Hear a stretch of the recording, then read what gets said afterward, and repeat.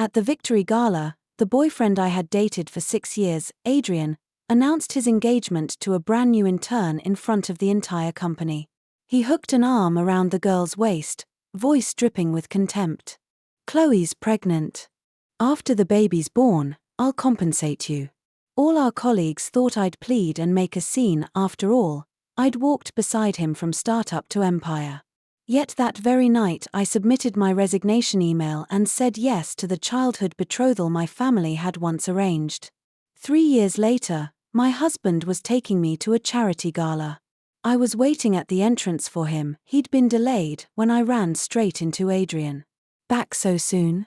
Since you're here, get home and help Chloe with the baby." The champagne tower caught the crystal chandelier's glitter, refracting shards of cold light. Expensive perfume, gourmet aromas, and a hushed, voyeuristic thrill mingled in the air. Serena stood apart from the crowd, her flute of champagne filmed with mist, fingertips icy. On stage, Adrian looked invincible. A microphone in one hand, the other clamped on the slim waist of the younger woman beside him. She wore a snow-white lace cocktail dress. Gentle pleating camouflaged the slight swell of her belly yet still betrayed the unmistakable curve. A shy flush, spiced with triumph, colored her cheeks as she clung to Adrian like dainty dodder ivy wrapped round a sturdy trunk. Chloe, company intern, had arrived 3 months earlier and stammered, "Director Serena," the first time they met. "Thank you for your unwavering support of Starlight." Adrian's voice soared through the speakers, brimming with Victor's pride. "Tonight we celebrate our Series B windfall and another happiness I'd like to share." His gaze swept the room and landed, scalpel sharp, on Serena. No remorse, no hesitation, only a certainty so brutal it felt pre-calculated. "Chloe and I," he squeezed her closer, "we've created our miracle, she's pregnant." Gasps, loud on purpose, rippled through the hall, applause swelling from scattered claps to a roar. Spotlights of curiosity, pity, and glee swung toward Serena. She was Adrian's girlfriend of 6 years, the woman who'd followed him from cramped studio apartment to CEO suite at billion-dollar Starlight. Everyone called her the boss lady, the quiet engine who kept Adrian's life running. Now, with the legitimate consort present, the emperor had crowned his mistress and her unborn child. Their stares felt like barbed whips raking across Serena's skin. She caught fragments, sharp, deliberate, just loud enough to wound. My God, no face left for Director Serena. 6 years, dumped for an intern? Wonder if she'll charge the stage and pull hair. If it were me, I'd scratch that Chloe's eyes out. Snuggled in Adrian's embrace, Chloe angled her head and flicked a glance toward Serena, timid yet glittering with challenge and Victor's pity.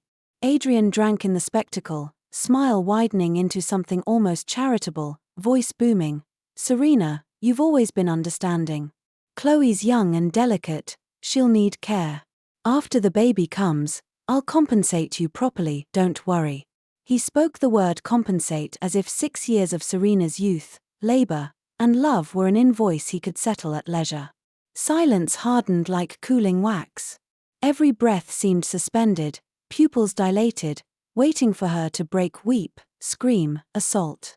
Her knuckles blanched around the glass, chill crystal threatened to cut flesh. Her heart was seized by an unseen fist, plunged into an ice bath, then tossed into searing oil. 6 years, she'd sat up all night boiling millet porridge when Adrian's stomach ulcers flared. She'd stayed up 48 hours polishing pitch decks for his first mega client, eyes bloodshot yet uncomplaining. She'd believed they were comrades in arms, 2 souls against the world.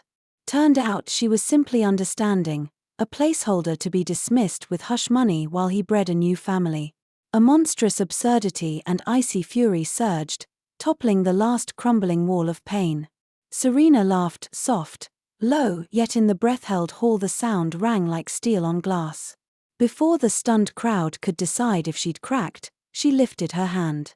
She didn't look at the radiant pair on stage or acknowledge the audience. From her clutch she drew her phone, tapped a speed dial shortcut. "Hello," answered a calm, authoritative male voice, background quiet.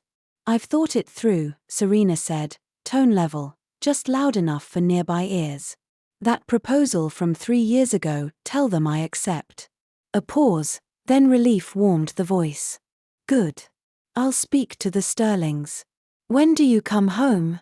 Tonight. She ended the call, placed the half-empty flute on a passing waiter's tray, amber liquid sloshing once then settling. Pivoting on the heels Adrian once praised, heels that now felt like iron spikes, she walked. Spine straight, stride steady, she crossed the marble floor while 1,000 eyes tracked the crisp percussion of stilettos, a metronome counting down their disbelief. Serena. Adrian's amplified snarl cracked behind her.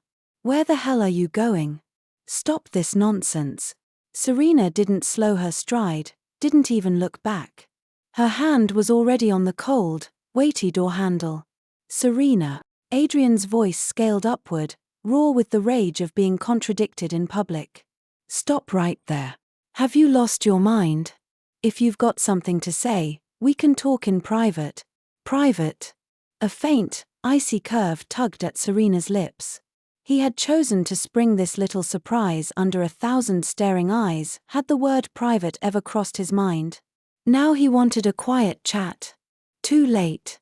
She tightened her grip and eased the heavy door open with a soft click.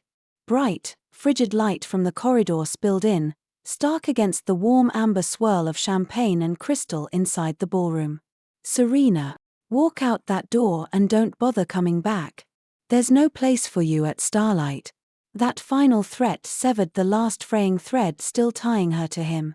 She didn't waste breath on an answer, she simply stepped through. The door side shut behind her, sealing off the clamor, the stares, and Adrian's furious roar. The hallway was empty, quiet, her high-heeled footsteps echoing like slow applause. Outside the hotel, the late autumn night slapped her with a wind so sharp it scattered the stale champagne air from her lungs and prickled her exposed skin. She dragged in a breath, the chill burning its way down her throat, jolting her awake. A black Rolls-Royce glided to the curb like a beast waking in the dark. The chauffeur, immaculate in uniform, stepped out and opened the rear door with a small bow. Vance. Richard sent me. Thank you, James. She slid into the warm cocoon of leather and wood, leaned back, and closed her eyes. The city's neon smeared past the window, a restless ribbon of color as they drove west. She unlocked her phone, the screen still on the recent call list. Her thumb found a number she had deliberately ignored for 3 years, no contact name, every digit engraved in her memory. She typed without hesitating and hit send. Adrian, we're done. My resignation email will hit your inbox shortly. Handover files are with Maya. Message delivered, she blocked the number, then speed-dialed her assistant. Maya, in my laptop's D drive there's an encrypted folder called Handover. Password, my birthday plus Adrian's, reversed. Inside you'll find my resignation letter and the project checklists. Print, sign my e-signature, and email copies to Adrian and HR. Box up every personal item in my office, drop the carton at my condo, give the key to security. When it's finished, your severance doubles. On the other end Maya stumbled over her own tongue for a second, then blurted, "Why yes, Director Vance. Right away, thanks." Serena ended the call and tossed the phone aside. She cracked the window, letting the colder air rake her cheeks, trying to blow away the last clot of bitterness in her chest. They wound through the city and stopped before a secluded estate. The wrought iron gates parted without a sound. The main house blazed with light. Richard waited on the steps, silver-haired in a cashmere cardigan, eyes kind but searching. Serena. He studied her pale, composed face, then squeezed her shoulder. Welcome home, Dad. Her voice came out husky. The Sterlings are pleased, Richard said as they walked inside. Alexander lands tomorrow afternoon. You met him when you were kids, remember? Cold exterior, solid character. He'll be the first to admit he's no saint, but he's exactly where we need him to be. 3 years ago she had spurned the same match, blithely promising to chase love and a career of her own making. The career had become Adrian's trophy, the love, a blade in her back. Fate, it seemed, had simply rerouted her to this pre-marked path. "All right," she answered without hesitation, her eyes stripped of the fervor they'd held 6 years earlier, filled now with cool, level practicality. Love. A luxury she could no longer afford and no longer feared losing. What she needed was a title and an alliance that would erase every trace of tonight. Alexander was, without question, the perfect solution. 3 years later, spring-warm California sun poured through floor-to-ceiling windows onto a fluffy rug. A toddler in a pink tutu, twin pigtails bouncing, knelt before a wobbly block castle, struggling to crown the highest turret with a slab twice the size of her tiny hand. "Mommy, help Lily," she squeaked, cheeks puffed with effort. Serena set down the parenting guide, bent close, and guided pudgy fingers toward the gap.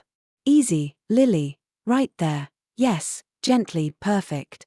Look at that, Princess Lily's castle is complete. Yay."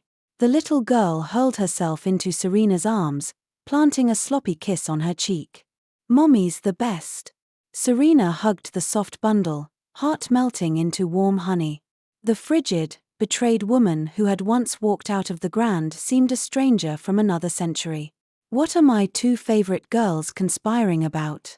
A deep, calm voice drifted in. She turned.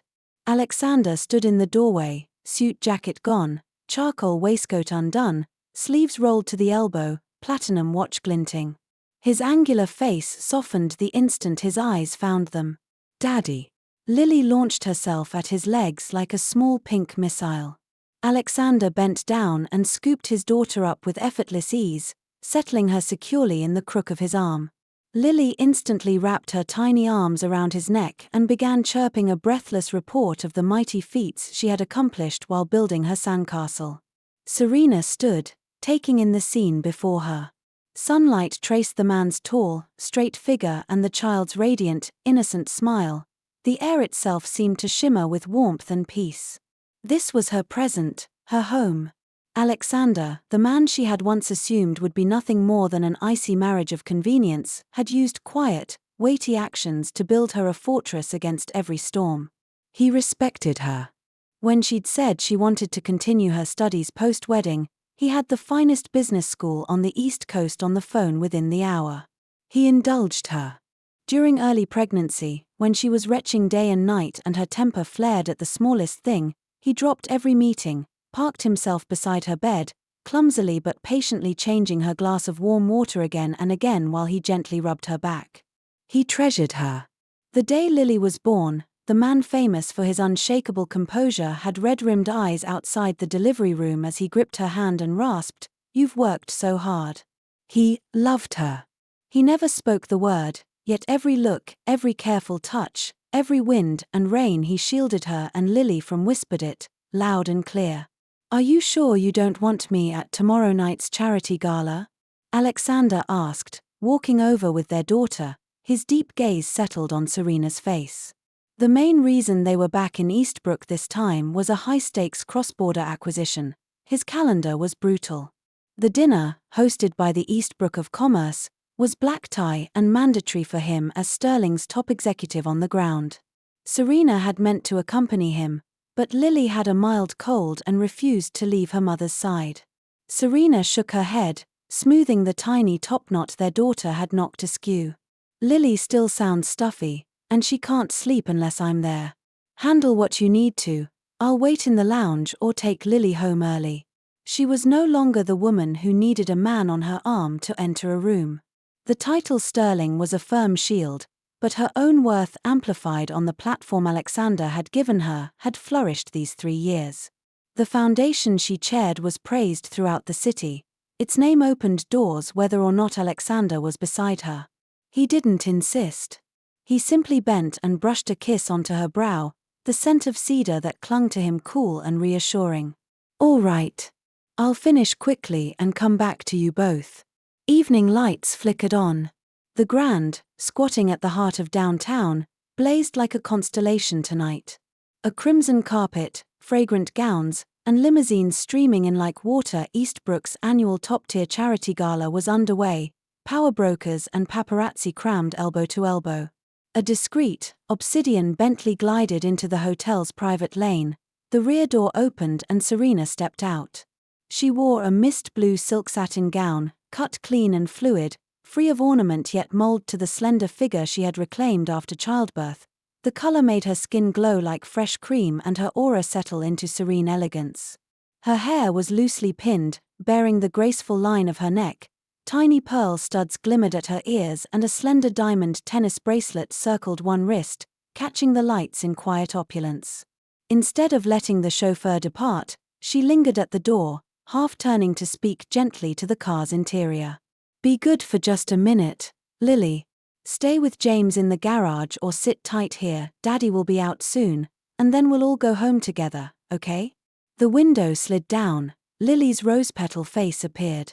Dressed in a miniature version of her mother's gown, hugging her favorite plush bunny, she nodded energetically. "Lily, be good. Wait for Mommy and Daddy." Serena smiled, pinching the baby-soft cheek, then pivoted toward the entrance. Calm, composed, she set foot on the first marble step. "Serena." A male voice, shrill with disbelief, stabbed the air ahead of her. She paused and lifted her gaze. Several paces away stood Adrian, evidently just arrived. His bespoke tuxedo and artfully styled hair lent him the gloss of success, but his expression was a kaleidoscope of shock, appraisal, suspicion, finally settling into patronizing displeasure and smug certainty. He strode forward, blocking her path like a customs officer. His eyes raked her gown, plain to the untrained eye yet worth a fortune, then locked on her makeup-free, radiant face. "It really is you," he snapped, brows knitted. "When did you slink back? Couldn't even send a text. Lurking out here, why?" He swept the vicinity, hunting for someone. Not finding his imagined target, his sneer deepened. "Couldn't cut it overseas, huh? Back to mine the past for scraps." His stare landed on her bare ring finger, and the contempt curdled further. "Once so high and mighty, walked out without a glance. Now you see the world knows Serena is a zero without Adrian."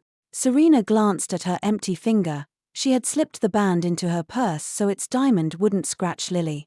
She regarded him as one might a street performer juggling rotten fruit, vaguely repulsed, mostly bored. 3 years, and the man's core of arrogance and acid remained unchanged. She couldn't even be bothered to catalogue the insults. Nausea rose faster than anger. Her silence fed his ego. He closed the gap another step, voice dropping to a conspiratorial order. "Enough. Stop embarrassing yourself. Chloe just had our second. The house is chaos, nannies quitting left and right. You used to be decent at caretaking. Come home tomorrow, help Chloe with the kids. I'll pay you, generously." He spoke as though granting the Holy Grail, the privilege of changing his new family's diapers. Serena almost laughed in his face. She stared at the man whose expression screamed "Worship me, you peasant," feeling the scene tip from nauseating to farcical. Her lips parted, she was milliseconds from shredding his pompous delusion to ribbons. "Mommy." A piping, urgent, disgusted baby voice detonated between them. Both Serena and Adrian snapped their heads toward the sound. Not far off, Alexander strode forward with Lily in his arms, fresh from his obligations inside. Jet black bespoke jacket, shoulders wide, legs longer, his presence split the glittering crowd like an icebreaker. Impatience from an hour of small talk lingered in his eyes, but the instant he spotted Serena the frost melted into singular tenderness. Lily pressed one small hand over her nose and jabbed the other toward Adrian, her big eyes narrowed in revulsion, her brow knitted so hard it formed a single pale knot. In a carrying, crystal-clear chirp that made nearby guests pause mid-sip, she announced, "Mommy, this uncle stinks. Lily's gonna faint from the yuck." The sweet, piping blast hit pause on the entire tableau.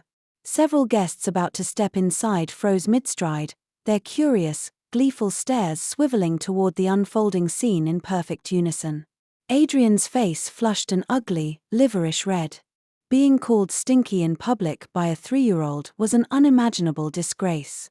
Instinctively he lifted his arm and sniffed, pricey cologne filled his nostrils, crisp and unmistakable. Alexander had already carried his daughter to Serena's side.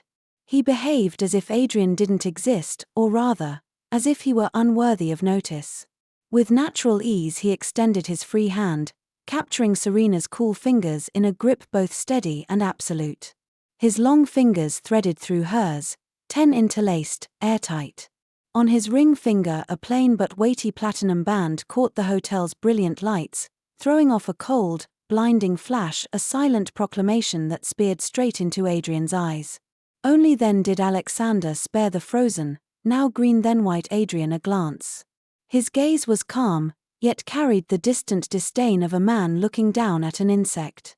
His voice, though pitched low, cut cleanly through the surrounding chatter, carrying the innate authority of someone accustomed to command, direct across.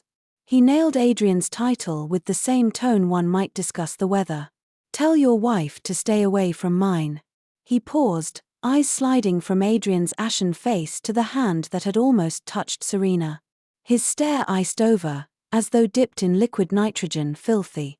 A single word, featherlight yet heavier than a mountain, smashed into Adrian's skull. He reeled, vision blackening, and staggered half a step back, every trace of color draining until only corpse-gray disbelief remained.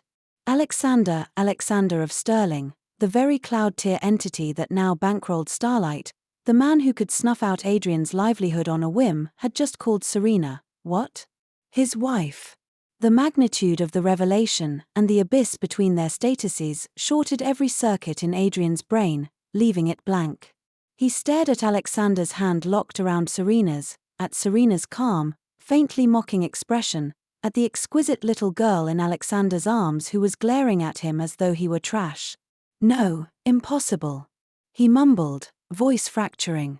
At that moment little Lily, still in Alexander's arms, decided her nose cover wasn't emphatic enough. Her tiny brows knit tighter. She let go of her nose and rooted in the pocket of her frilly dress. Before the astounded onlookers she produced a silk handkerchief edged with delicate lace, a tiny diamond winking at one corner. Pinching a minuscule bit of fabric between two fingers, she flapped it at Adrian as though shooing a fly, her childish voice ringing with impatient sincerity. "Go away, stinky uncle. You're smelly. You'll make my baby sister sick. Mommy has a sister in her tummy, go." Crack. Adrian's final thread of rationality snapped. Alexander's glacial warning, Serena's silent derision, Lily's artless but lethal words, and the crowd's scornful, delighted stares braided into a net that yanked him into an abyss.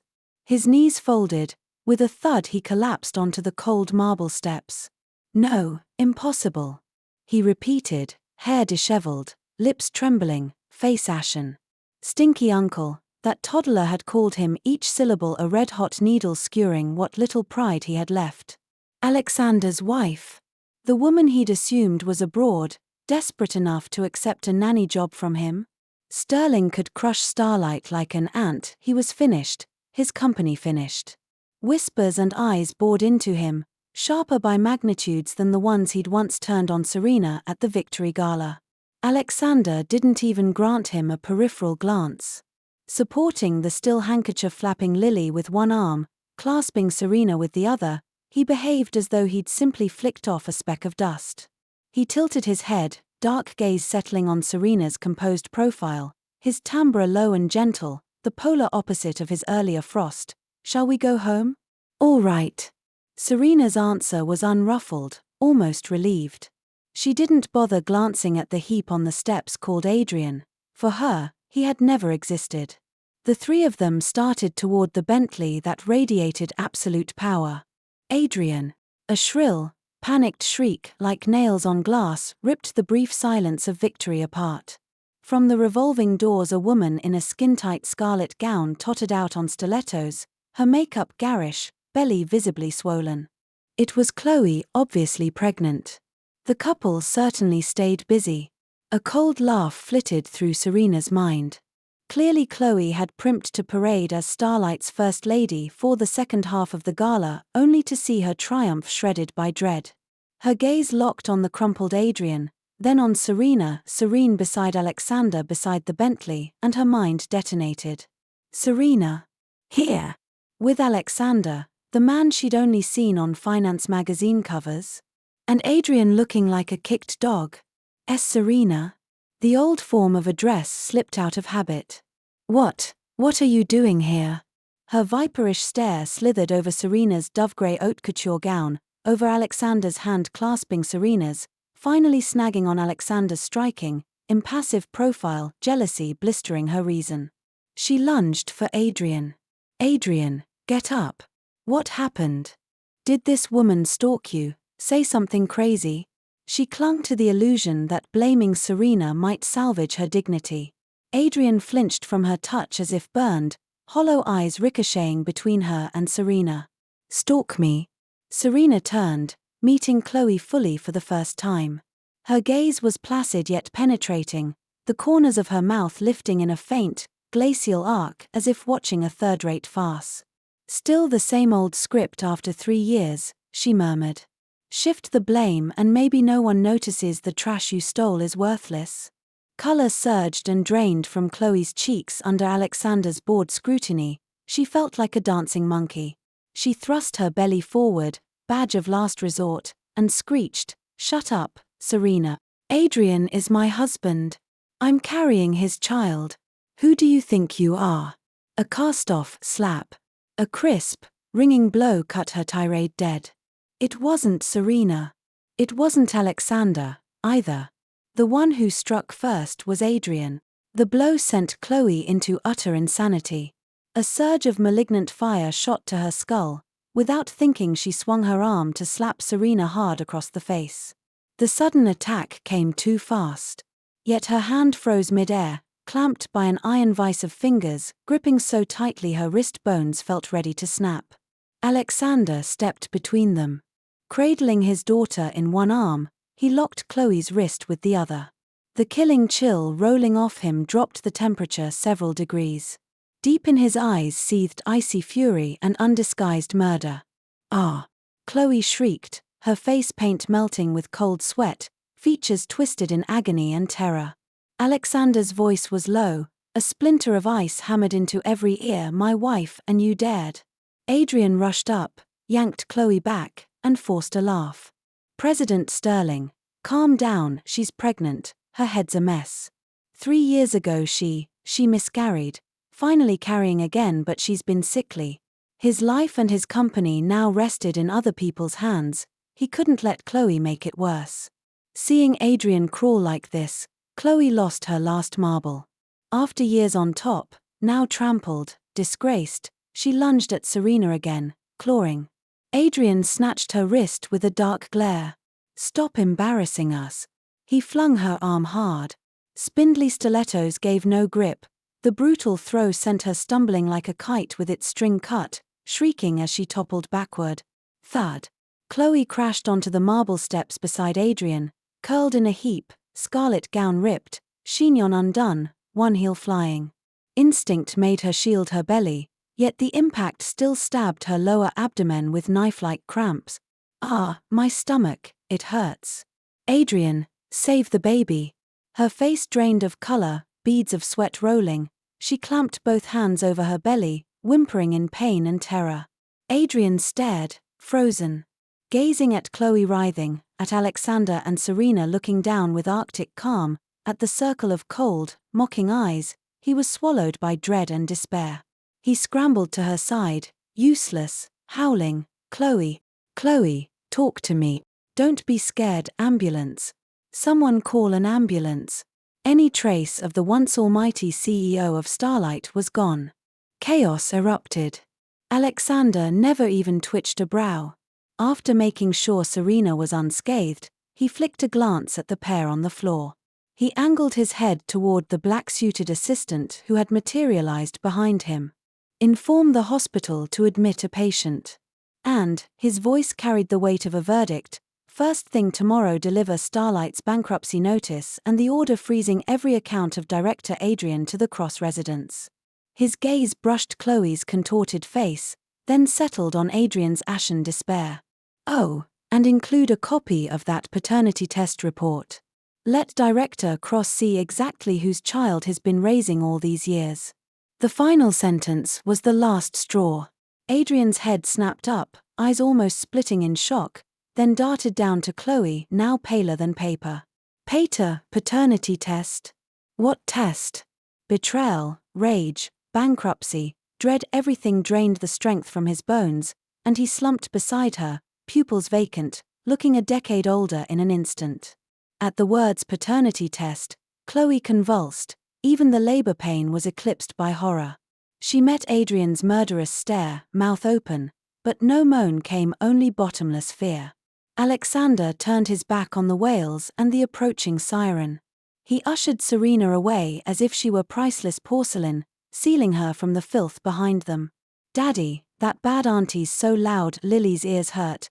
The child muttered into her father's shoulder, palms pressed to her ears. "Good girl, we're leaving. I'll play you a nice story when we get home," he answered, voice dropping 8 degrees of warmth while he patted her little back. He opened the rear door, helped Serena in, then settled Lily into her car seat and clicked the buckle. Gentle, meticulous, no sign of the man who had just raised an empire. The door shut, cutting off the ambulance siren, the gossip, Adrian's collapse, Chloe's groans, an ironically grotesque overture. Inside the car, warmth and quiet reigned. Alexander slid behind the wheel but didn't start the engine at once. He turned, meeting Serena's eyes, and brushed the spot on her cheek the slap had almost landed, his gaze still shadowed by lingering fear. "Scared?" Serena laced her fingers through his, shook her head hard, and gave a luminous, freeing smile, tears glinting like escaping stars, tears of leaving the past behind. "No," she said, voice thick yet steady. "With you here, everything's perfect. I just feel soiled." He understood. Leaning over, he pressed a tender, precious kiss to her forehead, comfort, covenant, cleansing. "Daddy's kissing mommy again, so embarrassing." Lily squealed from the back, fingers splayed over her eyes, giggling like silver bells, scattering the last cloud. "Little rascal." Serena laughed through tears, shooting the child a pretend glare.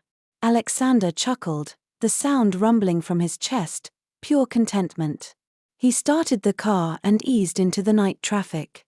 They glided toward home, city neon smearing into rivers of light beyond the windows, outlining the family inside, Alexander steering one-handed, still interlaced with Serena, Lily hugging her bunny, lips parted in peaceful sleep.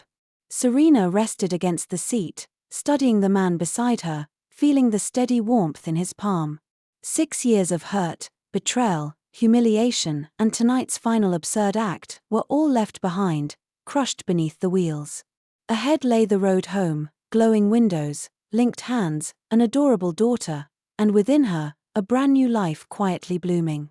The haze had lifted, what remained was a future wrapped in fierce love, bright, steady, and theirs. Thank you for listening to today's story. On a scale of 1 to 10, how would you rate it? If you enjoyed the video, please like and share it with friends. We look forward to your comments, and don't forget to subscribe for more wonderful tales. See you next time.